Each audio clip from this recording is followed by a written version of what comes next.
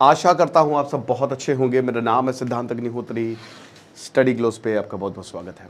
और ए बाप रे, ये तो धोती खोल रहा है, नायक का वो डायलॉग है ना भाई। देखो क्या है कि अगर केसेस की बात करें और अगर इस तरीके का कुछ सब पे लागू हो जाए तो आधे से ज़्यादा पॉलिटिशियंस अंदर ही होंगे। तो बात क्या हो रही है? बात संविधान चेंज करने की हो रही है। बहुत समय बाद, बड़े दिनों के बाद एक कॉन्स्टिट्यूशनल अमेंडमेंट आने वाला है। 130th constitutional amendment. भारत में 130 संशोधन हुए। बताइए, अच्छी बात है, इट्स गुड।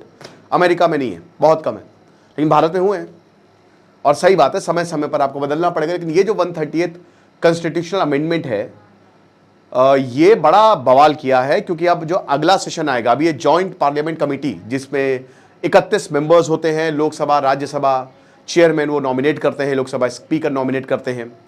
और अब अगले सेशन में जेपीसी को दिया गया है, ये जॉइंट पार्लियामेंट कमेटी जो है वो देखेगी और अपनी रिपोर्ट जो है वो first session of the parliament जो अभी नेक्स्ट होगा उसमें प्रस्तुत करेगी।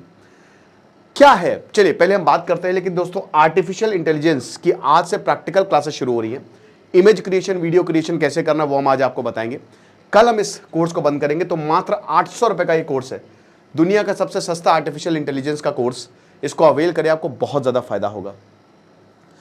तो देखिए क्या है कि ये बिल, ये 130th कॉन्स्टिट्यूशनल अमेंडमेंट है क्या? ये कहता है कि अगर मान लो कि कोई सीएम या पीएम या कोई काउंसिल ऑफ मिनिस्टर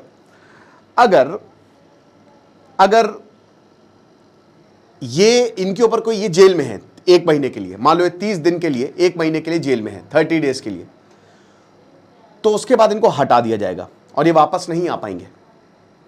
आप समझ रहे हो? अगर 1 महीने से ज्यादा, या तो बेल मिल जाए 1 महीने तक, अनटिल एंड अनलेस वो मेंटली साउंड नहीं हो।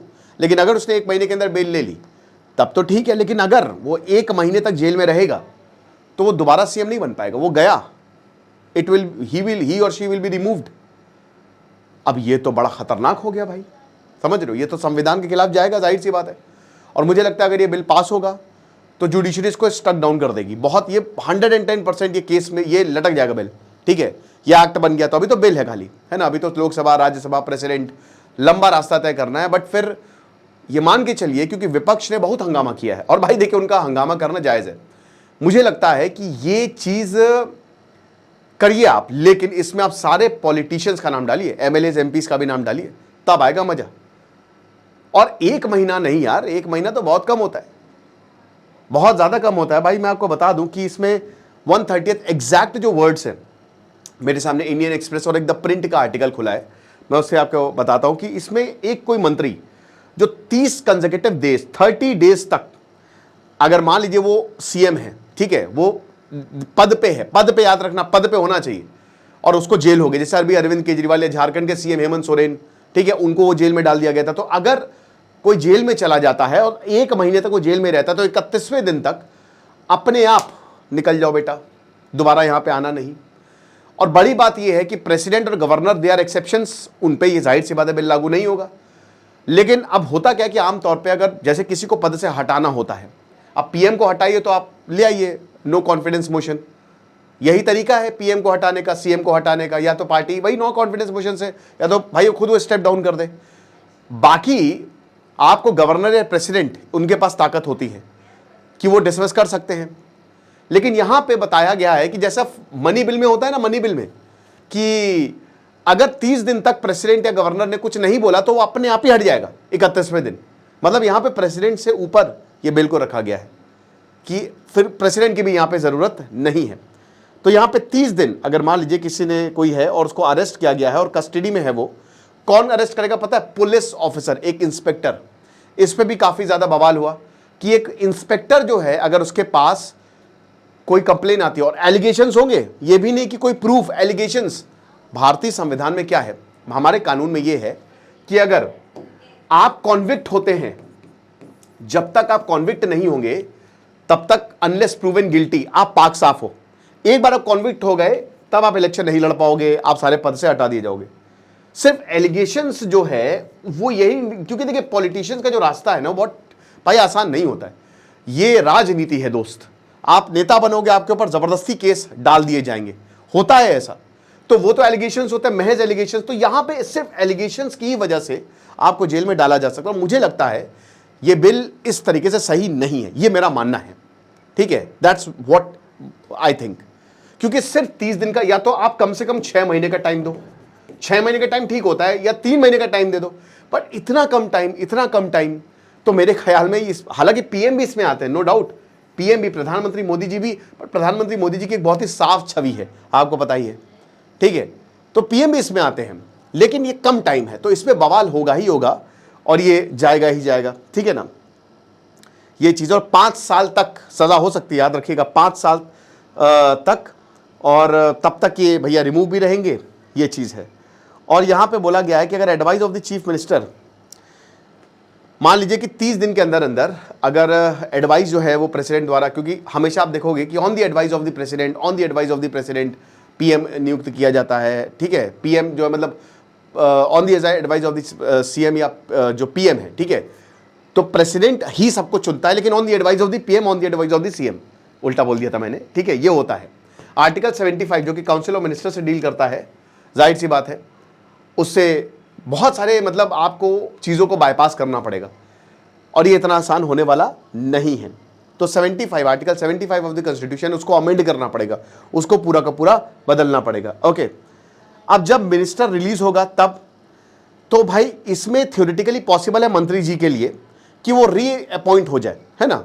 मतलब एक बार आप जेल, जैसे मान लीजिए कि अब अरविंद केजरीवाल थे, तो अरविंद केजरीवाल तो सीएम बन गए, अभी तक ऐसा कोई लॉ था नहीं, लेकिन अब ऐसा लॉ है। अब अगर मान लीजिए कि ये जेल में गए और 1, 2, 3, 4 महीने तक ये जेल में जाते हैं, कोई भी हो सकता है, योगी आदित्यनाथ का नाम ले लीजिए, अरविंद केजरीवाल का नाम लीजिए, यानी ममता बनर्जी का नाम ले लीजिए, आपके हिसाब से कोई भी है, एक बार वो जेल के बाहर आए तो बिल्कुल थ्योरेटिकली जो है उनको रीअपॉइंट किया जा सकता है।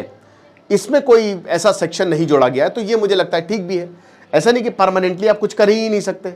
अब जैसे ही अमित शाह ने इस बिल को भाई यहाँ पे लाए ये फ्लोर पे, तो भाई बहुत हंगामा हुआ, ऐसी की तैसी कर दिया। फिर कांग्रेस के एमपी केशव वेणुगोपाल, चाहे असदुद्दीन ओवैसी हो, उन सब ने इस बिल को अपोज किया, सब ने बोला समाजवादी पार्टी को लेके, क्योंकि यहाँ पे यही बोला गया ना कि ऐसा नहीं होगा। फिर ये जेपीसी को भेजा गया, जॉइंट पार्लियामेंट्री कमेटी को भेजा गया कि चलो ये अपनी रिपोर्ट देंगे और उसके बाद देखते हैं। क्योंकि देखिए एलिगेशंस जो होते हैं ना, वो आप किसी पे लगा सकते हैं, जैसा कि हमने बताया, प्रेसिडेंट और गवर्नर तो यहाँ पे एक्सेप्शंस हैं ही हैं, ओके।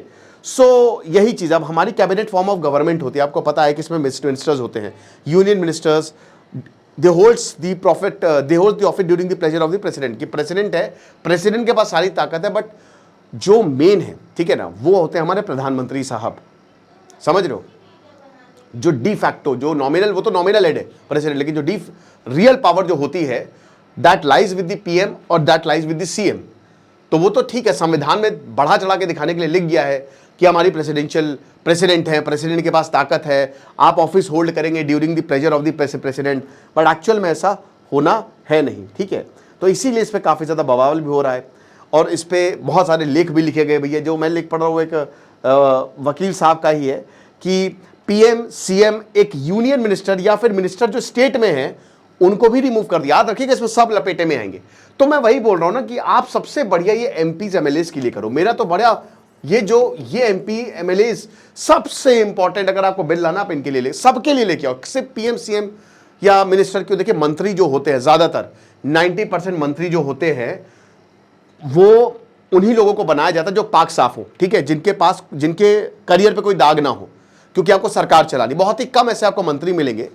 अब देखिए अरेस्ट आप हो सकते हो, या तो बहुत ही हाईली क्वालिफाइड हो, गजब की नॉलेज हो, गजब के इकोनॉमिस्ट हो, साइंटिस्ट हो, तब अलग बात है। जैसे मनमोहन सिंह चुनाव कभी लड़े नहीं, एस जयशंकर चुनाव कभी लड़े नहीं, राज्यसभा से चुन के आए वो। मनमोहन सिंह को तो पता भी नहीं था कि भैया हम प्रधानमंत्री बनने वाले, तब अलग बात है। लेकिन मेन प्रॉब्लम कहां आती है, एमपीज और एमएलएस। तो आप इनके ऊपर चोट कसो। 90% एमपी एमएलए, 96, 95% से ऊपर करोड़पति हैं, और कैसे ज्यादातर एमएलए करोड़पति हुए हैं ये हम सबको पता है। तो आप इनके ऊपर गाज गिराओ, इनको पकड़ो, ठीक है ना। तो यही चीज है। फिर यहां पे ये भी बोला गया कि मौकरी है, ये जो इलेक्टेड रिप्रेजेंटेटिव है उसका मजाक उड़ाया जा रहा है। अब आप देखिए पुलिस, मतलब पुलिस थाना, आपने आज कंप्लेन लिखाई, पुलिस ऑफिसर तुरंत सीएम ऑफिस पहुंच जाएगा। एक इंस्पेक्टर बोल के चलिए सर चलते हैं जहां आपको जाना है। चिट्ठी ना कोई संदेश, जाने वो कौन सा देश, तो हम बताएंगे आपको देश। तो वही बता रहे कि इसमें इसीलिए बताया जा रहा है कि ये तो मजाक उड़ाया जा, सबके सब मतलब विपक्ष एक